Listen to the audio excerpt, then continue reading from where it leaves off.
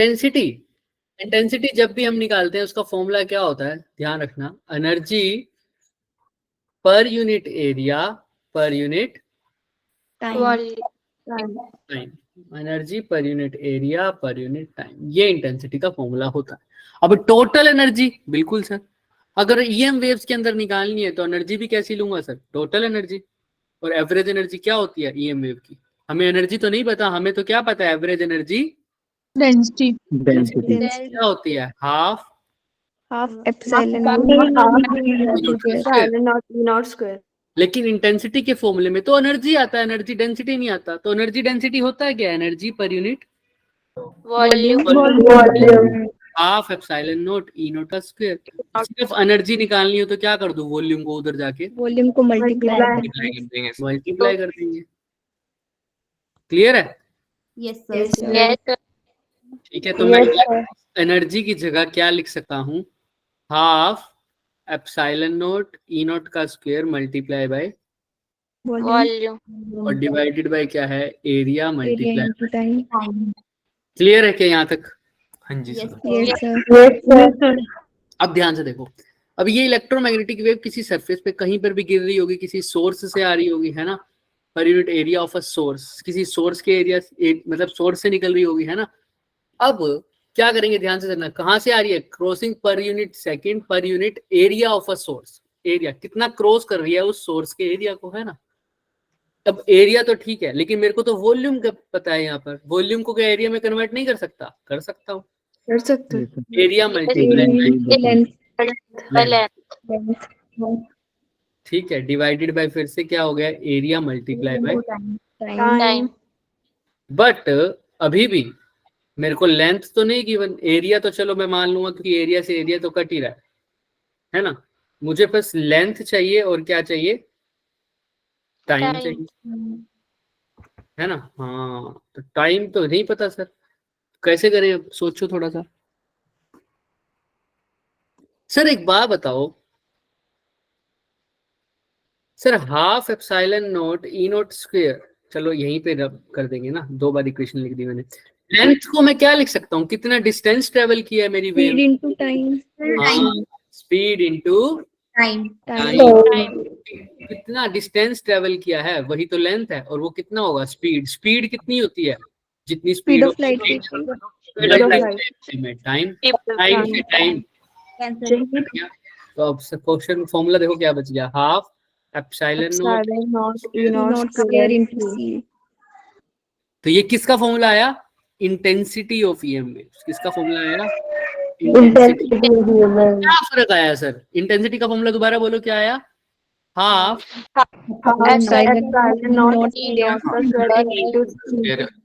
B2 वाले चुप रहेंगे, अब B1 वालों की बात। इस फॉर्मूले को याद रखने का कोई तरीका है क्या, सोचो B1 वालों। सर सी इनटू एनर्जी डेंसिटी। क्योंकि एनर्जी डेंसिटी थी, उसको किससे मल्टीप्लाई कर दिया, सिर्फ से, तो इंटेंसिटी का फॉर्मूला अब लर्न करना पड़ेगा क्या, नो अगर मैग्नेटिक की फॉर्म में पूछूं तो लिख दोगे क्या, yes half half of B naught C. Clear है? यस ये इंटेंसिटी का फॉर्मूला आ गया, मतलब हमको सिर्फ सी से मल्टीप्लाई करना है एनर्जी डेंसिटी को, राइट। यस चलिए, तो पहला क्वेश्चन आ गया तुम्हारा, देखो, एक लाइट बल्ब है 5 वोल्ट की पावर का, light bulb emit of power कितनी है उसकी, 5 इतनी पावर को एमिट कर रहा है, पावर, है ना। हाँ, विजिबल लाइट है sir. What are the average electric and magnetic field, अगर एवरेज इलेक्ट्रिक फील्ड और मैग्नेटिक फील्ड का मैग्नीट्यूड जैसे पूछा है, ई नॉट और बी नॉट, तो एवरेज एनर्जी डेंसिटी का फॉर्मूला निकालना पड़ेगा। डिस्टेंस दे रखा है कितने मीटर तक, 3 मीटर, मतलब सर जो लाइट एमिट कर रहा है 3 मीटर के बाद, 3 मीटर के बाद किसका मैग्नीट्यूड पूछ रहा है, इलेक्ट्रिक फील्ड का और मैग्नेटिक, और बी नॉट की वैल्यू पूछ रहा है, ई नॉट और बी नॉट की वैल्यू। तो कैसे निकालू, सोचो, पावर दे रखी है। अब मैं जो बोलने जा रहा हूं ध्यान से सुनना, सर अगर जब भी ऐसा बल्ब एमिट कर रहा है सोर्स, लाइट बल्ब ऐसा है, तो हम क्या इमेजिन करते हैं, जो लाइट जा रही है, जो ऐसा वेव फ्रंट, जो कि तुम वेव ऑप्टिक्स में पढ़ोगे, तो ये स्फीयर की फॉर्म में जाता है। किस फॉर्म में जाता है सब कुछ? स्फीयर की फॉर्म में। जब भी कोई भी पॉइंट सोर्स भी हो लाइट का, तो ऐसा समझो कि वो कैसा वेव फेंक रहा होगा, जो वेव फ्रंट बन रहा होगा। मैं वेव फ्रंट बार बार वर्ड यूज कर रहा हूँ, तो वेव ऑप्टिक्स में समझोगे, लेकिन अभी याद रखना कि किस तरह की शेप होगी, स्फीयर की शेप में, स्फेरिकल। तो ये देखो, ये स्फेरिकल दिख रहा है। अगर 3 मीटर की जगह बोल देता 2 मीटर, तो लाइट 2 मीटर यहाँ तक ट्रेवल करती मान लो, तो कितना, तो कैसा स्फीयर बनता है? ऐसा। अगर 2.5 मतलब 2.5 मीटर हो तो ऐसा दिख रहा है। अब 3 मीटर है तो पूरा स्फीयर। लाइट हर डायरेक्शन में जाती है, इसको ऐसे भी समझ सकते हो, लाइट हर डायरेक्शन में जाएगी तो वो एक स्फीयर का फॉर्म बनेगा पूरा। देखो कैसे, यहाँ बल्ब है अगर, तो यहाँ से भी लाइट यहाँ भी जाएगी, यहाँ भी जाएगी, यहाँ भी, यहाँ भी, यहाँ भी, यहाँ भी, यहाँ भी, तो इन सबको जोड़ दो, देखो कैसा बन रहा है ना। बट ये अभी दिमाग में रखना, ये इसका एग्जैक्ट रीजन नहीं है। एग्जैक्ट रीजन इसका कहाँ पर आएगा? हमारा वेव ऑप्टिक्स में। Wave optics. तो अब ध्यान से सुनना, अब इसका मतलब क्या है सर, क्यों बताना चाहते हो? इंटेंसिटी का फॉर्मूला होता है power by area, power per unit area. Turn नहीं होते। अरे नया फॉर्मूला नहीं है, अभी तुमने ही तो पढ़ा है। इंटेंसिटी क्या होता है? Energy per unit time per unit area. Energy by time को मैंने बस क्या लिख दिया? पावर। तो इसलिए इंटेंसिटी क्या होगी? Power by area. क्लियर है क्या सबको? सिंपल। Yes sir. अगर इंटेंसिटी पावर बाय एरिया है, तो अब तो फॉर्मूला निकाल लेते हैं सर। कैसे? अब मेरे को पावर दे रखी है कितनी? 5 वॉट। 5 वॉट। तो इंटेंसिटी पावर की जगह तो आ गया 5। पूछा क्या इसने? Average electric field, magnetic field. मेरे को नहीं पता, अभी कोई बात नहीं, लेकिन इंटेंसिटी तो पता है मेरे को, पावर पता है, और एरिया क्या पता है क्या? सोचो यस सर। क्या होगा? Sir pi R square. Pi R square तो सर्कल का होता है। 4 पाई आर। तो 4 पाई आर से, तो एरिया की जगह लिख दो 4 पाई। आर की जगह क्या है? 3। आर की जगह लिख दो 3 का स्क्वायर यानी 9। ये आ जाएगी मेरी इंटेंसिटी, यानी 5 बाय 3 3 जा 9 4 जा 36 ये है इंटेंसिटी। अब इंटेंसिटी होती किसके इक्वल थी? हाफ। किसका मैग्नीट्यूड पूछा है? इलेक्ट्रिक और मैग्नेटिक फील्ड का ना, तो पहले इलेक्ट्रिक फील्ड का निकाल लेते हैं। हाफ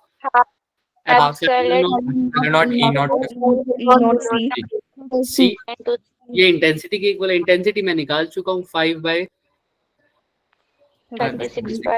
हाफ की जगह हाफ, एप्सिलॉन नॉट की जगह 8.85 इलेक्ट्रिक फील्ड का मैग्नीट्यूड निकालना है। सी की जगह थोड़ा बहुत सोल्व कर दो, ये हो जाएगा 10 अपॉन में 30, या इसको सीधा यहाँ पर भी काट सकते हो, वो तुम्हारे ऊपर है, जैसा तुमने चाहो। 4.425 यही आ जाएगा, है ना? तो तुम्हारे ऊपर है, जैसे तुम करना चाहो। तो 5 बाय 36 पाई, है ना? ये 3 इंटू 10 पावर कहाँ आ जाएगा? नीचे। और 4.425 भी कहाँ आ जाएगा सर? नीचे। और 10 टू पावर -12 इधर जाके क्या हो जाएगा? अगर 10 पावर तो ऊपर लेके गए ना, नीचे तो 10 टू पावर -12 भी आता, ऊपर जाके क्या हो जाएगा? 10 पावर प्लस। ठीक है, क्लियर है? Yes sir. ये स्क्वायर, अगर ई नोट निकालना है तो इस पूरे का क्या कर दूंगा? Under root. ई नोट निकालना है तो किसी को कोई डाउट है इसमें? देख लो। No sir. मैंने पहले क्या निकाला, खासकर B1 वाले, पहले मैंने क्या निकाला? इंटेंसिटी। फिर इंटेंसिटी का बता दिया किसकी फॉर्म में? इलेक्ट्रिक फील्ड की फॉर्म में। अच्छा, अगर यही से हम, अच्छा पहले तो सुनो, इलेक्ट्रिक फील्ड की फॉर्म में निकाल दिया। देखो ये आंसर दिख रहा है, यही रूट वाला आंसर आया हमारा। सुन रहे हो? यस मैंने तो बोला ही नहीं इसको कुछ, है ना? गुस्सा कर रही है सर, वो नाराज हो गई बेचारी। तो यहाँ तक क्लियर है सबको? यस तो अच्छा, इसका आंसर है 5.77 मान लो। ठीक है, ये तो कर लोगे, सोल्व तो कर लोगे ना इसको? मेन चीज समझो 5.77। अब ई नोट तो आ गया, मेरे को अब बी नोट भी तो निकालना है। अब क्या करूंगा? इंटेंसिटी को किसके इक्वल रख दूंगा?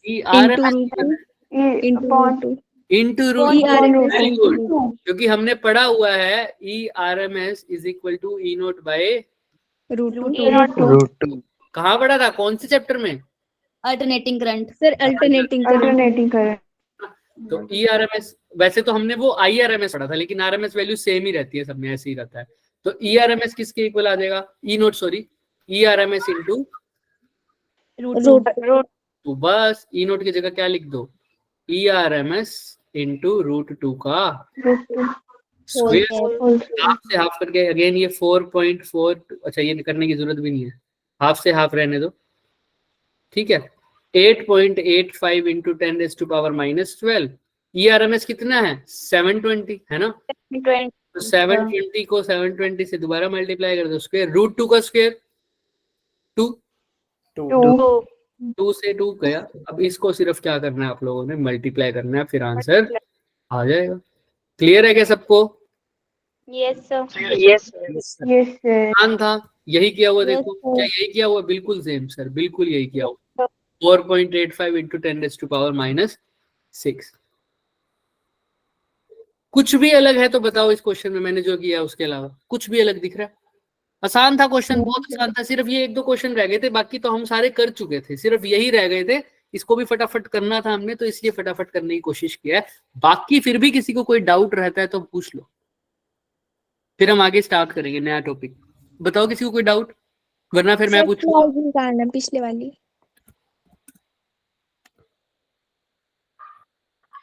तो ये बोला क्यों अभी भी, अब लाइट इसकी ऑन है, मैंने तो कुछ बोला भी नहीं था। क्या पता आपके आसपास कोई हो इनविजिबल। याद आ रही है सर उससे आप? ऐसे तो ये बोलती नहीं है, तो जब उसको सर आज आपने बात नहीं की होगी ना? आज इसको बहुत टाइम बाद चलाया था, और ये बोलती रिस्पॉन्स भी ऐसे नहीं करती है, तो ओके नाराज हो रही होगी आपसे। मुझे लगा कहते ना ये ये आत्मा उत्मा भी आ सकती है। ओके गूगल से रिस्पॉन्स करके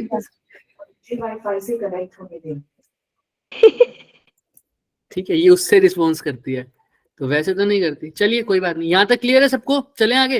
यस ओके गूगल। आइए अब हम बात करेंगे इलेक्ट्रोमैग्नेटिक वेव के स्पेक्ट्रम की। EM wave spectrum, EM wave अब ध्यान से सुनो। अभी तक तो जो हम पढ़ा था हम पढ़ चुके हैं, लेकिन मैंने इसका भी तुम्हें तरीका बताया था, याद है क्या सबको? B2 वाले शांत, B1 वाले यस सर। इसका तरीका बताया था मैंने तुम्हें, क्या था? रेडियो मिर्ची आई। अब यहाँ पर रेड मिर्ची आई लव यू है ना, ओ लिख दो एल की जगह, क्योंकि यहाँ पर एक वर्ड आ जाता है ऑप्टिकल, और ऑप्टिकल में हम ज्यादातर सारी लाइट्स यूज कर लेते हैं विबग्योर वाली। कौन कौन सी? विजिबल लाइट्स विबग्योर वाली, ठीक है। तो RMIOU और साथ में क्या था हमारे पास? जीरोक्स और गन, याद है? रेडियो मिर्ची IOU और यहाँ पर क्या था? जीरोक्स और गन। क्लियर है सबको? B2 वालों को क्लियर था? B2 वालों ने तो बहुत बार कर लिया ये, राइट? है ना। B1 वाले आज देख लेंगे इसको। तो ये पूरी हमारी इंटेंसिटी, मतलब इलेक्ट्रोमैग्नेटिक वेव का क्या था हमारे पास, पूरा नेचर था। अब ध्यान से देखो, यहाँ पर हमने वेवलेंथ और फ्रीक्वेंसी की बात करनी है। अब ये जो मैंने ऑर्डर लिखा है ये कैसे है? ये वेवलेंथ का है इंक्रीजिंग या कैसा है, वो कैसे दिमाग में रखोगे? गामा रे की क्या सबसे ज्यादा होती है? फ्रीक्वेंसी इसी रेडियो की फ्रीक्वेंसी से क्या होगी? कम होती है, और है ना। तो ये फ्रीक्वेंसी बढ़ रही है नीचे जाते जाते, या मैं बोलूं वेवलेंथ कम हो रही है कम हो रही है ना। कम हो रही है वेवलेंथ क्या हो रही है? कम हो रही है, और फ्रीक्वेंसी क्या हो रही है? बढ़ रही है। नीचे। अब ये क्या थी सर? Radio waves. ये क्या थी सर? Microwave microwave. ये क्या थी सर? इसको लिखते हैं।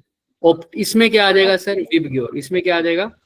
VIBGYOR, right. और ये क्या हो गई? ये भी लिखते हैं। ये क्या है? एक्सरेज।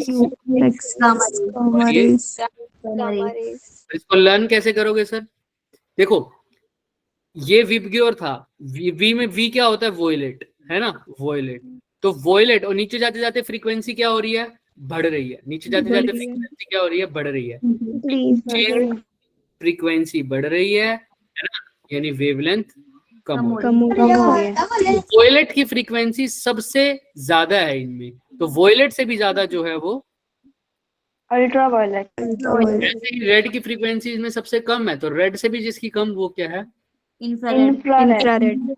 लेकिन क्या कम है? फ्रीक्वेंसी। क्या कम है? फ्रीक्वेंसी। तो मैं वेवलेंथ हटा ही देता हूँ ये लो, ताकि कंफ्यूजन ना हो। सिर्फ यही चीज लिखी हुई है मैंने, नीचे जाते जाते फ्रीक्वेंसी क्या हो रही है? बढ़ रही है ना। नीचे फ्रीक्वेंसी इंक्रीज। क्लियर? डन? जहां तक किसी को कोई भी डाउट? पूरा स्पेक्ट्रम आ गया इसके अंदर, सारी वेव जितने भी हम पढ़ते हैं। इसके अलावा किसी को भी डाउट है? फिर हम आगे चलेंगे। इनकी वेवलेंथ्स होती हैं, इनकी वेवलेंथ लर्न भी कर सकते हो तुम, है ना, और फ्रीक्वेंसी भी लर्न कर सकते हो, जैसे ये दिख रही है।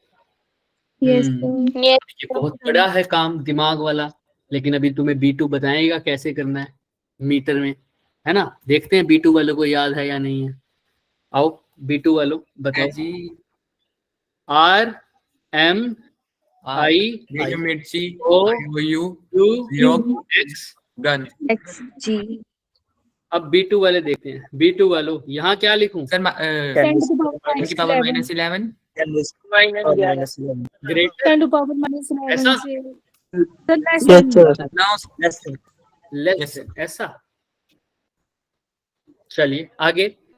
सर 10 की पावर -11 10 की पावर -8 यहाँ क्या लिखूं? -8 -7 -7 to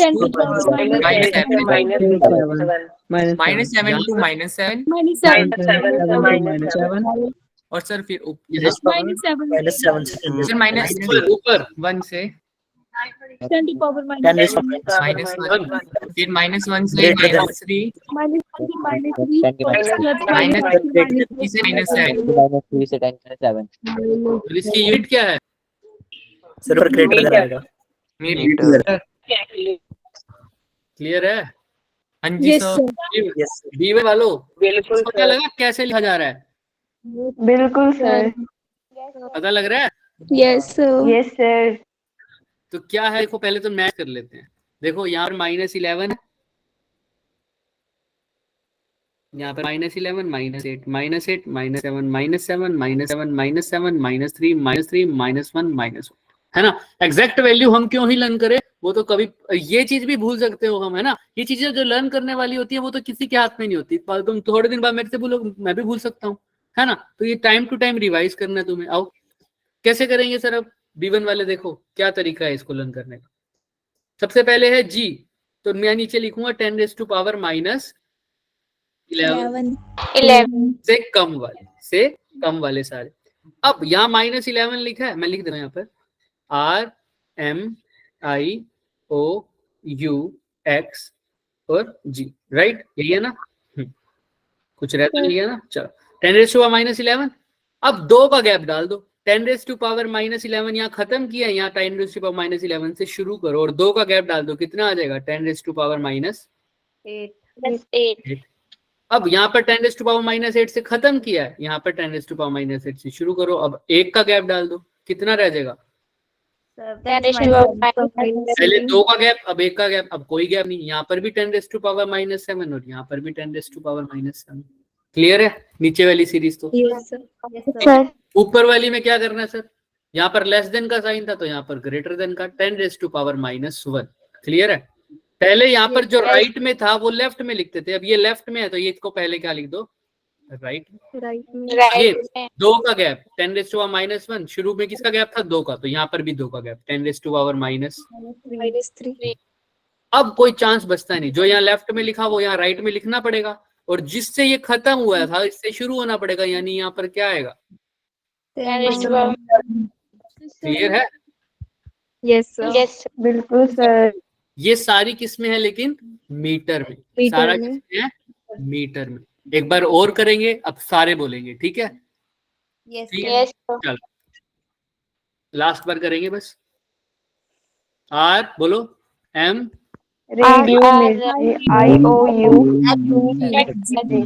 नीचे क्या लिखूं? z sorry g हाँ हाँ लो 10 raised to power -11 और यहाँ क्या लिख दो? 10 raised to power -11 से 11 10 to the power -8 फिर 10 to the power -8 से 10 to the power -7 10 to the power -7 से 10 to the power -7 10 to the power 7 10 to the power 1 10 raised to power -1 से 10 raised to power -3 यहाँ पर -3 से 10 to the power -3 10 to the power -7। Clear है? और ये सब किसमें है? मीटर। किसी को अच्छा ऑप्टिकल की तुम याद रखना 10 raised to power -7 है ना, इसके आगे 4 होता है। क्या होता है? 1 और 4 और 7 होता है। इसके आगे क्या होता है? 4 और 7 1 4 7 हाँ 1 1 ये भी हमने करा हुआ है वैसे, ये जरूरी नहीं है। अगर किसी ने लर्न करना हो तो इसको हमने वैसे किया हुआ है 1 1 7 1 4 7 1 4 1 1, पर कुछ जरूरत नहीं है इसकी। ऑप्टिकल में याद रखना 4 और 7 आता है बस, ऑप्टिकल में 4 और 7 क्योंकि एक सिर्फ यही है जिसमें दोनों पावर सेम है, तो हमें पता नहीं लगता कि कहां से कहां तक है इसकी रेंज। तो 4 और यहाँ पर क्या है? 7। ठीक है, और इसको असली में और कैसे लर्न कर सकते हो? ज्यादा किस में आता है? ये जैसे 10 raised to power -7 है, इसको नैनोमीटर में बदलो। नैनोमीटर में क्या होता है? 10 raised to power -9 ना, मल्टीप्लाई बाय भी 10 raised to power -2 कर दो और डिवाइड बाय भी क्या कर दो? 10 raised to power -2।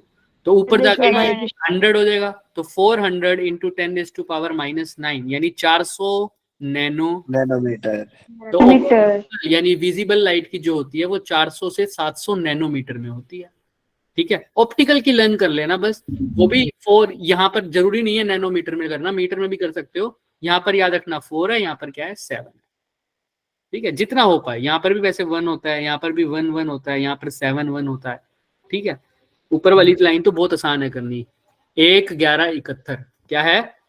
1 11 71 47 14 11 1। हाँ, 1 11 71 47 14 11 1 ऐसा है। बट कोई बात नहीं, लर्न नहीं करना कोई दिक्कत नहीं है उसमें, ये जरूरी करनी है तुम्हें जो मैंने बता दी। ये तो हो जाएगा सबको? Yes, sir. चले? Yes, sir. किसी को कोई भी डाउट है इलेक्ट्रोमैग्नेटिक स्पेक्ट्रम में, अब कोई भी वेवलेंथ में बोलो। नीचे जाते जाते क्या इंक्रीज हो रही है sir? Frequency Frequency. Frequency increase हो रही है। चलिए आइए नाउ, अब इन सब की कुछ ना कुछ एप्लीकेशन है और इनके जनरेशन मेथड है। सबके जनरेशन मेथड हम नहीं करेंगे, हम सिर्फ किसके जनरेशन मेथड करेंगे B2 वालों?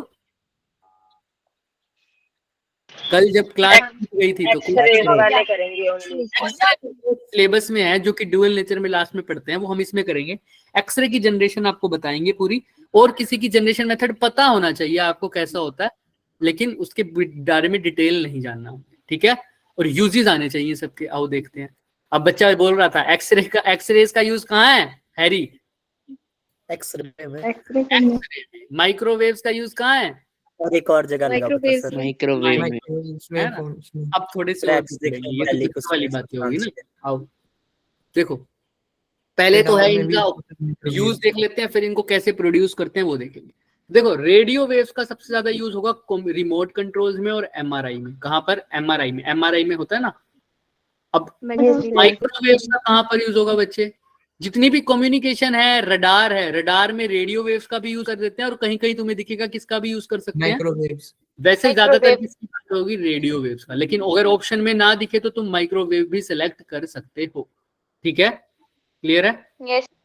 तो रडार और कम्युनिकेशन, जितना भी कम्युनिकेशन वाला सिस्टम होगा वो भी माइक्रोवेव से होगा। और सबसे ज्यादा मोबाइल फोन में भी किसका यूज हो रहा है? Microwave का। वेव्स, ठीक है? इंफ्रारेड का हीटिंग में तो यूज होता ही है। थर्मल इमेजिंग का मतलब होता है हीट की वजह से इमेज को बनाना, ठीक है? अब और कहाँ यूज होता है? हमारे फोन में भी, फोन में माइक्रोवेव्स भी होते हैं, और रिमोट्स में भी यूज होता है। रिमोट के आगे वो छोटा सा बल्ब लगा हुआ होता है, वो भी कौन सी रेज होती है? इंफ्रारेड, ठीक है? विजिबल रेज का तो हमारे को देखने में यूज होता है, फोटोसिंथेसिस भी उससे होती है, तो विजिबल रेज का वहां पर यूज होगा। क्लियर है क्या पहले चार?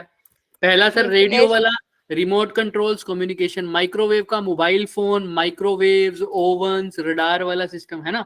इंफ्रारेड का सर हीटिंग में, है ना? रिमोट्स में भी यूज होता है। विजिबल का कहाँ सर? देखने में और फोटोसिंथेसिस। अल्ट्रावायलेट का, अब तुमने देखा होगा आरओ आते हैं, डिफरेंट प्यूरिफायर, उसमें बोलते हैं इसमें यूवी टेक्निक है ना? इसमें यूवी टेक्निक है, यहाँ पर यूवी सेंसर लगा हुआ है, तो ये स्टरलाइजेशन में भी यूज होते हैं, प्योरिटी चेक करने, प्योर करने में चीजों, है ना? स्टरलाइजेशन, क्या बोलते हैं इसको? स्टरलाइजेशन।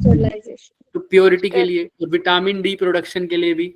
अब ये कैसा है इसके बारे में हम डिटेल में करेंगे, लेकिन हम बायो के स्टूडेंट नहीं है, ठीक है? एक्सरे पे आओ नीचे।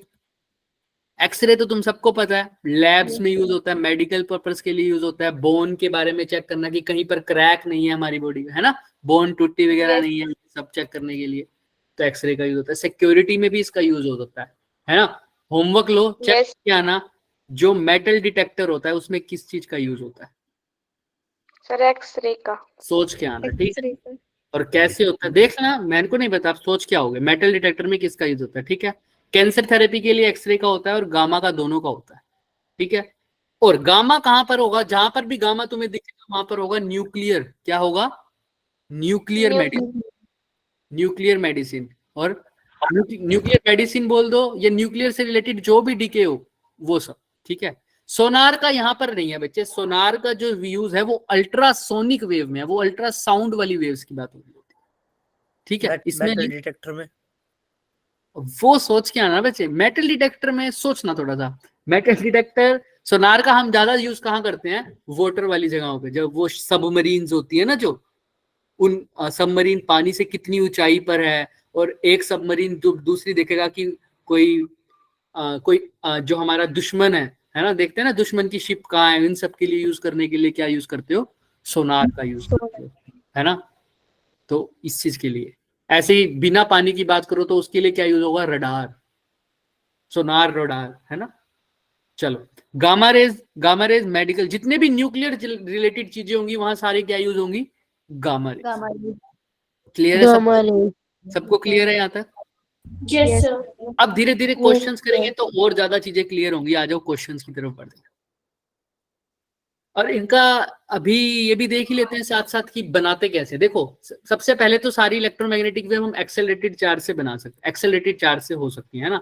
लेकिन यहाँ पर देखो रेडियो वेव से कैसे, रेडियो वेव तो सिंपल एक्सेलरेटेड चार्जेस से बन जाएगी। माइक्रोवेव एक्सेलरेटिंग चार्जेस से तो बनती है, लेकिन थर्मल एक्साइटेशन से भी होता है। थर्मल एक्साइटेशन मतलब एटम्स और मॉलिक्यूल्स की वाइब्रेशंस के कारण, है ना। बताऊंगा बच्चे, लास्ट में बता दूंगा सोनार और रडार, ठीक है।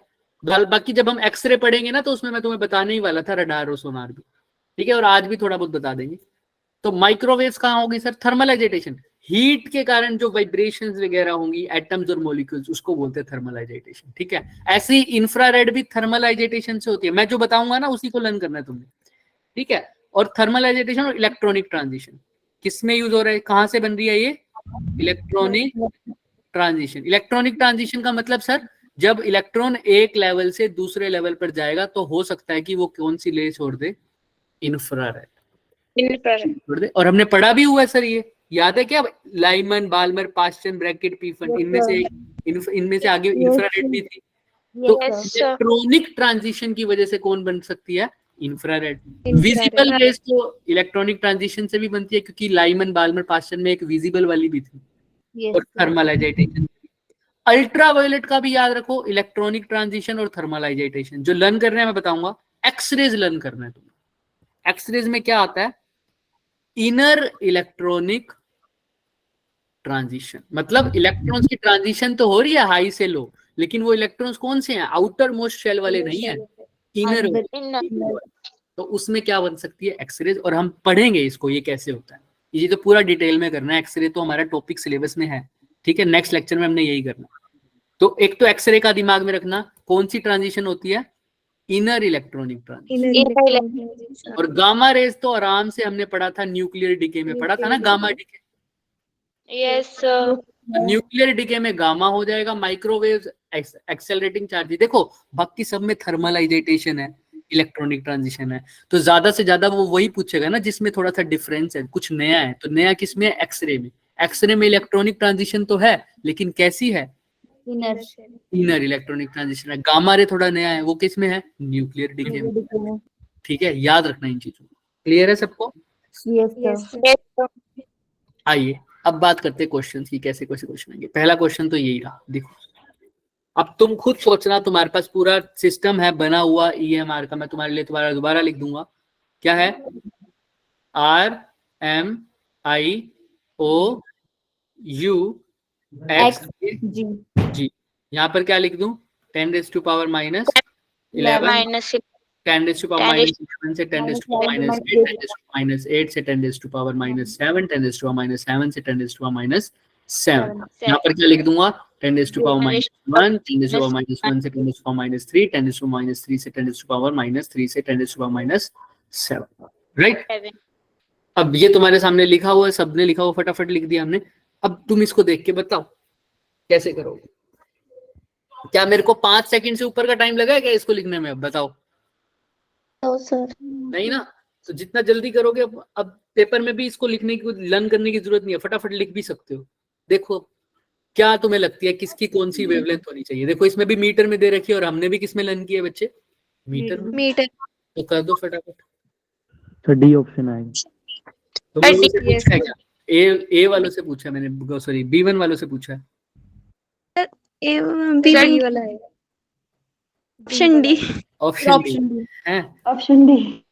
ये जिसने बोला ना इस सबसे पहले डी, उससे मैं पूछूंगा अभी क्वेश्चन, रुक जाओ। माइक्रोवेव कौन सी होती है बच्चे? अच्छा किसकी सबसे पहले निकाल सकते हो जो आसानी से दिख रही है? 10 raised to power minus 10 भी दिख रही है, -15 दिख रही है। गामा वाले की बता सकते हो। हाँ -15 है, तो -15 -11 से तो छोटी है सर, है ना? नहीं, हाँ सर। बाकी -11 से बड़ी है सर, क्योंकि नेगेटिव में है ना, तो सारी -11 से बड़ी है। एक ही है जो -11 से छोटी है, -15 वाली। तो ये किसका हो गया? गामा का। क्लियर है सबको? हाँ सर। माइक्रोवेव में देखो 10 raised to power -3 दिख रहा है क्या? हाँ सर। तो ये बी किस? अच्छा बताओ, क्या A का 4th हो सकता है? हो जाएगा सर, ऑब्वियसली बात है। और किसका दिख Yes, रहा sir. है? एक्सरेज का भी दिख रहा है। कितना दिख रहा है? थर्ड वाला जी। कितना दिख रहा है? प्लस 10 की पावर माइनस 10। 10। क्यों बोला मैंने ऐसा? देखो 10⁻⁻10 कहाँ लाई करेगा? 8 और 7 के बीच में या 11 और 8 के बीच में?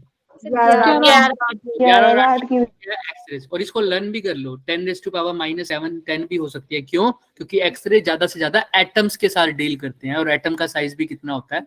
10⁻⁻10। 10. ठीक है, क्लियर है? तो एटम्स का साइज भी वही होता है जो एक्सरे की वेवलेंथ होती है। इसीलिए एक्सरे डिफ्रैक्शन भी एक तीन चीज होती है, वो तुम्हें वेव ऑप्टिक्स में पता लगेगा। बट यहाँ तक क्लियर है? आप सब बिना देखे भी बोल सकते हो क्या option number D? Yes, No, sir. sir. No sir, क्या से देख लोगे बिना देखे? देख फिर के क्या बोलोगे? पता वहां पे चेंज हो क्या आ जाए ऑप्शन। देख के बोलोगे, है ना? तो समझ में आ रही है बात? लेकिन इसमें सबसे ज्यादा मेरा एक ही ऑप्शन से पता लग रहा था, गामा से, क्योंकि गामा की फ्रीक्वेंसी सबसे ज्यादा होती है तो इसकी वेवलेंथ सबसे कम होगी। कम होगी। -11 से ज्यादा वाली हो सकती है। -11 से कम वाली कौन सी है? सॉरी, 10⁻⁻। सारी तो -11 से बड़ी है ना, एक ही है 10⁻⁻11 से छोटी। 10⁻⁻। तो बी का तो ऑप्शन आ गया 2। तो पहला और दूसरा ऑप्शन तो खत्म हो गया था मेरा सीधा ही। तो ऐसे हमने तरीके आगे करे हैं। फिर एक्सरे से पता लग गया मुझे। क्लियर है? चले आगे। आसान Yes, sir. देखो 2000 कहाँ पर कब आया हुआ है? ये 20 है ना? तो पुराना क्वेश्चन नहीं है ये। चलो आ जाओ, यहाँ पर देखो इसका क्या आएगा। यूजेस भी पढ़ लिए, अब तुमने सारे यूजेस थोड़ी देखने हैं। जिसमें तुम क्लियर हो और वो ऑप्शन में मैच हो रहे हो, सिर्फ वो देखो।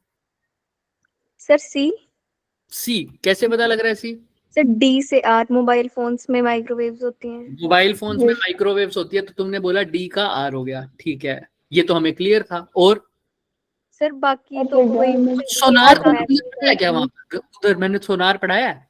नहीं सर। नो सर No, तो लेकिन sir. ऑप्शन में भी तो कुछ ऐसा दिख रहा है जो हमने नहीं पढ़ा। अल्ट्रासाउंड। अल्ट्रासाउंड। सोनार का क्या है? सी का याद रख लेना। तो सी का पी है, डी का आर है। कोई ऑप्शन बच रहा है क्या ऐसा? पर ये तो डी का आर से ही पता लग रहा था हमें, है ना? यस सर डी का आर से ही पता लग रहा है। ऑप्शन नंबर क्या आ रहा है? सी। तो अब C. पता लग गया तो फायदा उठाओ ना इसका, इसको लर्न कर लो। तो सोनार के लिए अब क्या यूज हो गई? अल्ट्रासोनिक, है ना? अल्ट्रासोनिक वेव्स या अल्ट्रासाउंड वेव्स। ए के लिए Q, infrared. Optical fibre communication के लिए कौन सी यूज हो रही है? इंफ्रारेड। और सर बी के लिए एस, रडार के लिए तुम्हें पता ही है कौन सी वेव्स हो सकती हैं? Radio Radio. है ना? और रडार के लिए माइक्रोवेव्स भी हो सकती हैं, याद रखना, मैंने बताया था ना। यस सर कहीं कहीं तुम्हें दिखेगा, इसमें भी देखो, इसमें भी तुम्हें दिखा हुआ है, यहाँ पर लिखा भी हुआ था। यस सर इसमें भी आगे क्या लिखा हुआ है? रडार। लेकिन उसको तुमको ऑप्शन में सेलेक्ट करके देखना है। वैसे ज्यादातर रेडियो वेव्स ही बोलते हैं हम, लेकिन अगर ऑप्शन में ना दिखे तो माइक्रोवेव लगाना। जैसे अब यहाँ पर दो चीजें थी, मोबाइल फोन भी था और रडार भी था। तो ऑब्वियसली बात है, मोबाइल फोन किसके साथ लगाओगे? माइक्रोवेव। और रडार किसके साथ लगाओगे? रेडियो वेव्स के साथ। रेडियो वेव सोनार किसके साथ हो गई थी? अल्ट्रासोनिक। तो बच गई थी ऑप्टिकल फाइबर, वो किसके साथ हो जाएगी? इंफ्रारेड। क्लियर है? Yes, तो sir. ऑप्टिकल फाइबर कम्युनिकेशन में कौन सी वेव यूज हो रही है? Infrared infrared. सोनार में अल्ट्रासोनिक।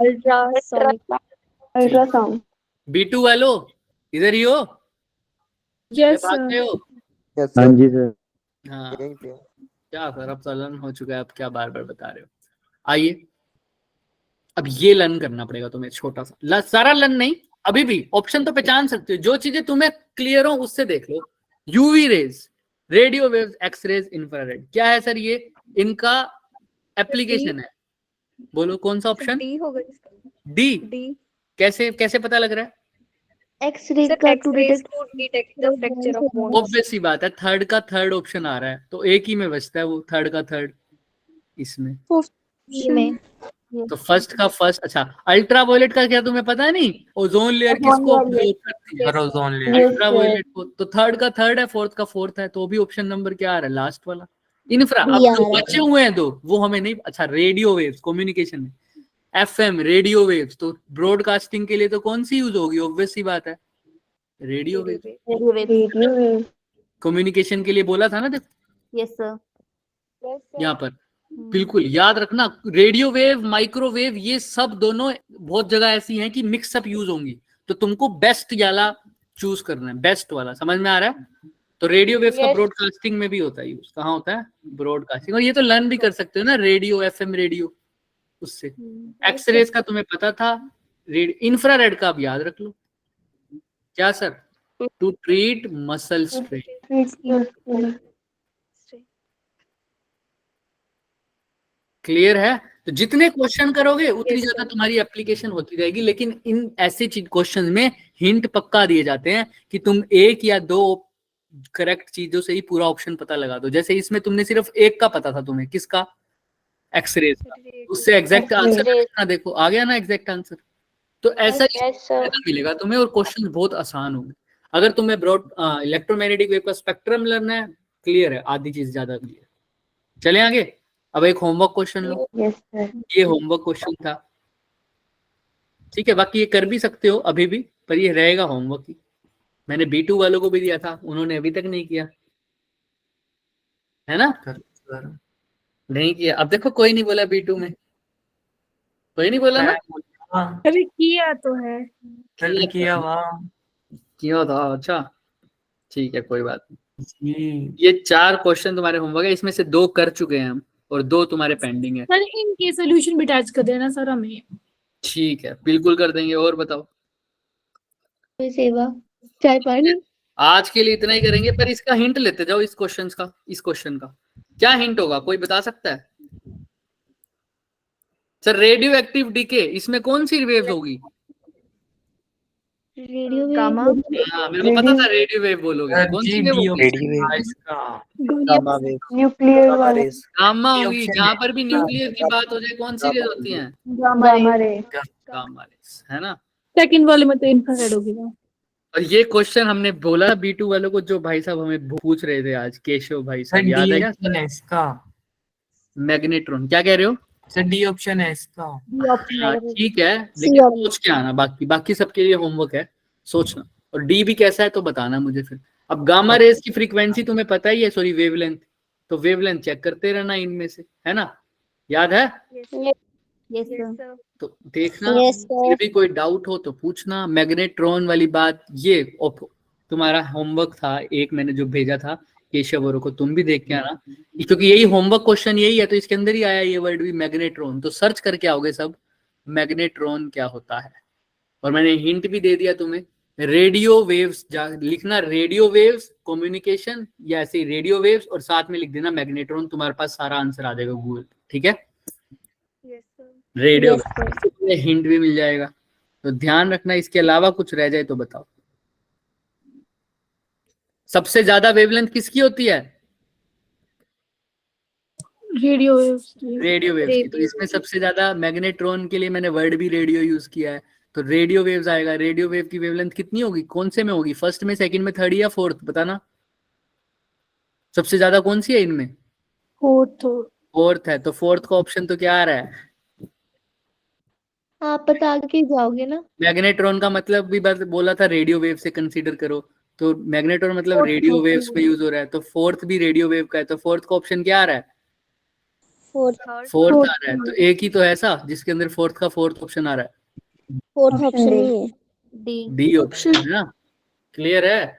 थोड़ा सा सोचा करो, पता लग जाएगी चीजें, पर जाके होमवर्क में और भी सोच लेना, चाहे आंसर पता लग गया फिर भी देख के आना। इनर शेल इलेक्ट्रॉन्स लिखा हुआ है, तो उसमें कहा है क्या आएगा? ऑब्वियस ही बात है, अल्फा वाला है। इनर शेल में क्या होता है, कौन सा इलेक्ट्रॉन होता है? इनर शेल इलेक्ट्रॉन्स ना, मैंने कहा था इनर शेल का मतलब कौन सी रेज है? X rays. हाँ, कौन सी वेव्स हैं? एक्स-रे। एक्स-रेज। और एक्स-रेज का भी तुम्हें पता है 10⁻³ की फॉर्म में होता है, वो भी तुम्हें दिख जाएगा। क्लियर है? सोचा करो इन्हीं चीजों को, फिर हो जाएगा। बाकी एक ही क्वेश्चन, एक ही ऑप्शन से पता लग रहा था।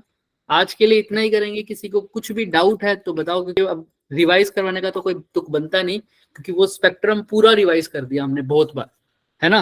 अब तो किसी को डाउट नहीं है स्पेक्ट्रम में? No sir. अगर नहीं कहो तो सर। लिखवा देंगे, दोबारा लिखवाएं क्या? नहीं सर।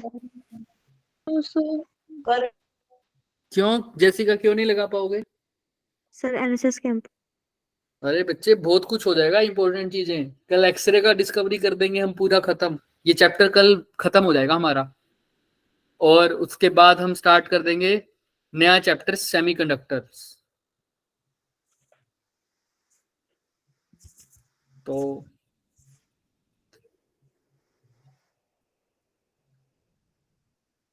ठीक है, अब इधर आ जाओ, क्लियर है सबको?